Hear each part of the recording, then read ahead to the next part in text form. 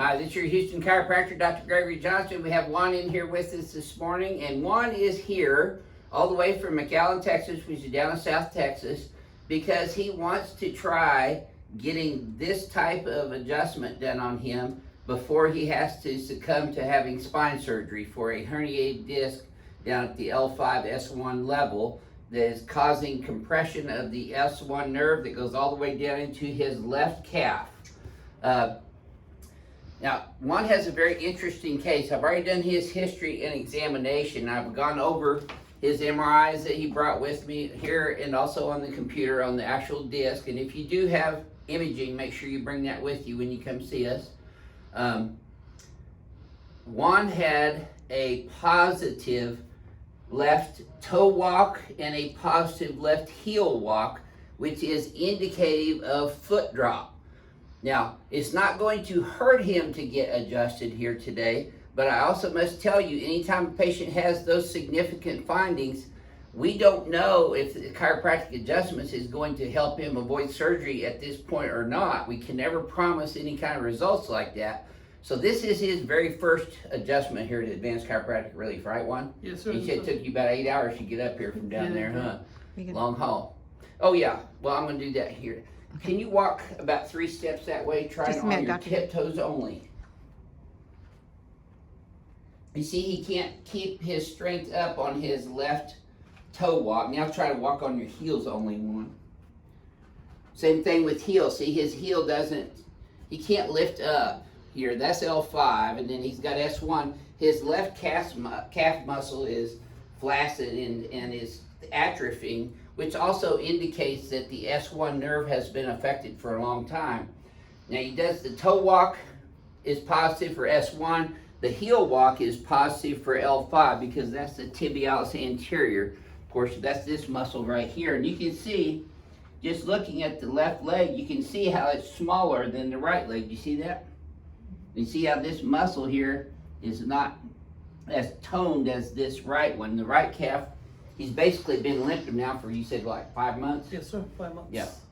And you've been dealing with this problem for like 5 months too, right? Yes, and it hurts. Right, and they've already done injections on you? Everything. Yeah, you've done everything. You've been adjusted before? Everything possible and nothing works. Nothing's worked so far. Yes, and we're not sure that this is going to work so far. I always tell my patients up front what their prognosis is, and my prognosis on Juan is guarded at this time because of the severity of his examination findings, which is the L5-S1 nerve root being affected, this causing him to have positive toe walk and heel walk. So this is going to be his very first adjustment here, and he's going to get to see this for himself so we can document his case. Okay, let's have you close your eyes again, Juan, and bend your head forward and backwards one more time. Then back to neutral. Now see, I could tell Juan's a stomach and side sleeper because his head's forward and turned to the right, and I asked him which way he turned most of the time. He said to the right. See how this shoulder's behind this one, this pelvis back here behind this one. Now this is an important finding here as well. Go back there, Harmony. See, he's got a lot of space over here on the right side versus very little space over here on the left side. So his pelvis has translated to the left on the x-axis. Now, it's not a coincidence that he has pain down in his left sacroiliac joint area. Now, the interesting case that Juan talked to me about during his history was he didn't even feel pain with this initially, right, Juan? No pain the first 3 months. The first 3 months was no pain, but he had still problems with the toe walk and the heel walk, right? Yes. And plus you're getting cramps and yes. spasms in your leg and your back. Yes, sir. And you said the initial symptoms was the pain was shooting from your lower lumbar spine up through your spine, right? Not down in the butt or the leg. No, correct. So anytime the patient gets pain shooting up their spines is usually indicative of a massive herniated disc. Looking at his MRI, his biggest disc herniation was at L2, L3, but he also has one at L4, L5, L5-S1 of a smaller nature. So he's got 3 herniated discs in the lumbar spine, L2, L3, L4, L5, and L5-S1 that is causing his dysfunction. Let's go back on your stomach now, Juan, face down. This is his very first adjustment here. This is also interesting. Left leg is short by 1/2 inch. That's just a Deerfield leg check. Now I bring it up. it gets even right there, and that tightens up in his low back and left SI joint, right down here. And his left SI joint palpates swollen and rotated. That's tender right there too, huh, Juan? Yes. Yeah, and less so on this right side. Now this is also an interesting diagnostic test too. Go ahead and lock this right leg straight, lift your whole right leg up. This is a sacral deviation test, so the right one goes up to there. Okay, relax that one now, do the left one now. And see, he can barely even get this left side off the table. So he has a left sacral deviation, a left sacroiliac subluxation, herniations here at L2, L3, L4, L5, L5, S1. So I'm going to start off adjusting his left sacroiliac joint. And some of this might be coming out of his sacroiliac joint as well, which is why I address all of the spine and the pelvis as opposed to just focusing on his lumbar spine, which a lot of practitioners do. We're going to cover a bevy of possible scenarios with his neurophysiology from his lumbosacral spine and sacroiliac pelvic bones. Excellent. Crackhead's gonna love you, one. Yes, sir. There. Okay. Let's recheck your leg length here now. See, your legs are even now, Juan. Tell me if this feels less tight this time than the first one did. Okay. Does that feel better? Okay, I'm gonna have you lock your right leg straight again. Lift your right. Let's see, that's already higher. Relax that one now. Do the left one now. Well, look how much that improved. You see the difference, one? Yes. That lifted about double the height on a sacral deviation test pre and post adjustment. So I'm gonna come up into his cervical spine now.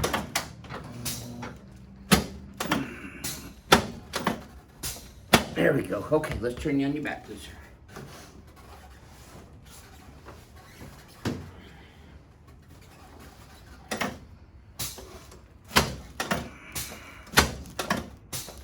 Good. Okay, slide down about an inch this way.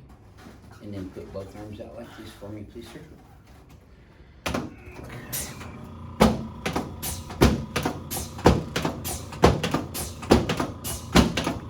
There you go. You can relax your hands right there on the tummy one. Now I decompress the spine from both ends. There we go. You should have felt that from your knee all the way up into your lower back one. I did. Okay, good. Same here. So if you let this go, wrinkle your right ear. There you go. You feel that one too? Good. Let me help you up sideways. Come on. I'm gonna face that away.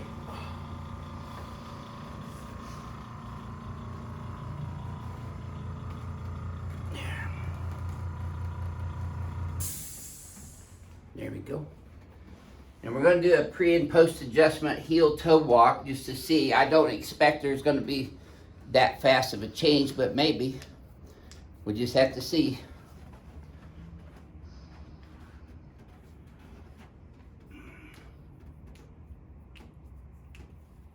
Good, okay. Let's come over on this table now, Juan.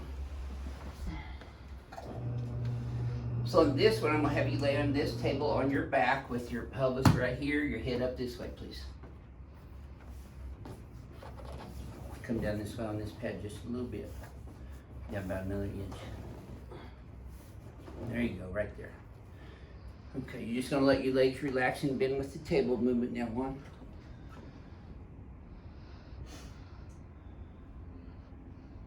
Now, we love challenging cases. And Juan is definitely a challenging case with the foot drop. There. There we go. Feel like you're in there good and tight? It's tight. Now, by the way, I did his reflexes here earlier with the examination. He's got normal 2+2 patellar reflexes, normal 2+ reflex on the right Achilles, but he had a 1+1 reflex on his left Achilles, which is also determining the function of the S1 nerve into the gastrocnemius, which is the Achilles tendon. Nice deep breath through your nose for me, Juan. You want to keep your teeth together, don't bite your tongue. Wiggle your right big toe. There you go. Did you feel that all the way down your spine, Juan? Yes, I did. Right to that very bottom spot where it was hurting? And looky there, you're still kicking. Good. Okay, you okay? Yeah. Keep breathing. Now this adjustment won't hurt him, but it may not resolve his neurophysiological dysfunction down into his left leg and foot either. Let me help you up sideways. Come on, I'm gonna bring your legs over like this. There we go. Okay, come over here and stand in front of the mirror again.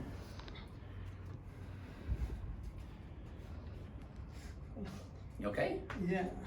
Okay. You're gonna be sore for about 72 hours. It's very common. I have a lady here from New Mexico this morning got her first adjustment. She's got similar problems as you, only she didn't have foot drop. Let's pull these guys up and back. There are these here, but she was told she had to have surgery too. We've been able to help a lot of our patients avoid having spine surgery, which is irreversible, by the way. Okay, now close your eyes and bend your head forward and backwards again, Juan. See if this feels any smoother up here. Take a look in the mirror at neutral now. You're right squared off down the middle. Look how much we opened that space up over here. You see the difference? Yes, I do. Yep. Okay, so this is his first post-adjustment heel toe walk. Go ahead and try to walk 3 steps on your tiptoes only. No, tiptoes only first. Tiptoes? Okay. Okay, so he still has a positive toe walk. It's still very difficult for him to walk on his toes. Now walk on your heels only. And you can see he still has problem raising his toes up to walk on his heels as well. So he still has a positive heel toe walk, which is indicative of a lesion in the herniated disc of his lumbar spine that is causing this foot drop condition. In my professional opinion, Juan is a candidate to go have a neurosurgical consultation, which I think you've already done, right? Mm-hmm. So, and that's why he's here, is trying to avoid surgery. I told him, I said, you know, I'm not going to know whether this is working for 1 or 2 adjustments, you know, so we're going to see his outcome. I can't promise any results on this because when you get foot drop, that means the problem's been there for a while and is creating severe neurological compromise. So we're going to try to help Juan avoid surgery if we can, but if we can't, we're going to make sure he gets the proper procedures done for his spine for his best interest going forward, right, Juan? Yes, sir. Do you have any questions for me? No, I feel much better. Do you? Yes, I do. Good. Is that pain in your left butt cheek gotten any lower yet? It went down a little bit. Okay, good, good. So what would you share with our patients about your very first visit here at Advanced Chiropractic Relief? I did a comprehensive history and examination on you. Yeah, I recommend it. It really feels good. Like everything is something above and beyond. I have never feel this, or nobody has ever done this to me. Right. But it feels good. Yeah. I really thank you. Oh for yeah. helping me Well, out. we're gonna hope and pray for Juan that this helps him to avoid surgery. But if he has to have surgery, we're gonna be the first to tell him that that would be something that he should consider, knowing that he has foot drop there. This is your Houston chiropractor, Dr. Gregory Johnson, coming to you from Advanced Chiropractic Relief in Houston, Texas, with Juan from South Texas. We'll see y'all soon.